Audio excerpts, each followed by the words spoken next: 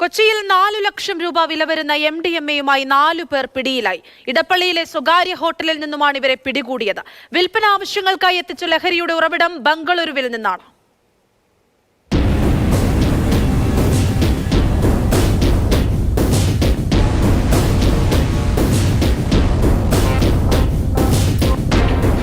ഇന്നു പുലർച്ചെ 3 മണിയോടെയാണ് മാരക ലഹരി മരുന്നുമായി 4 പേർ പിടിയിലാകുന്നത്.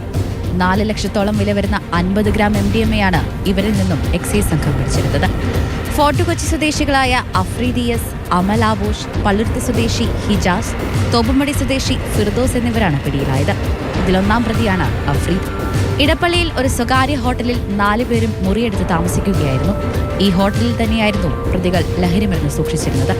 അന്വേഷണ സംഘത്തിന് ലഭിച്ച രഹസ്യവിവരത്തെ തുടർന്ന് നടത്തിയ അന്വേഷണത്തിലാണ് ഇവിടെ നിന്നും മയക്കുമരുന്ന് പിടികൂടുന്നത്. വിൽപ്പന ആവശ്യങ്ങൾക്കായാണ് പ്രതികൾ ലഹരിമരുന്ന് എത്തിച്ചത്. ലഹരിയുടെ ഉറവിടം ബംഗളൂരുവിൽ നിന്നാണ്.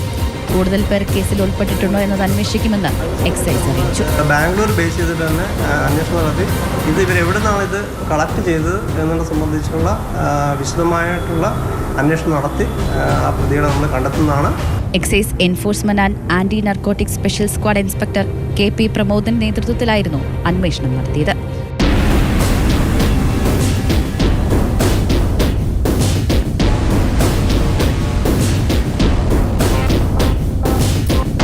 മാതൃഭൂമി ന്യൂസ്, കൊച്ചി.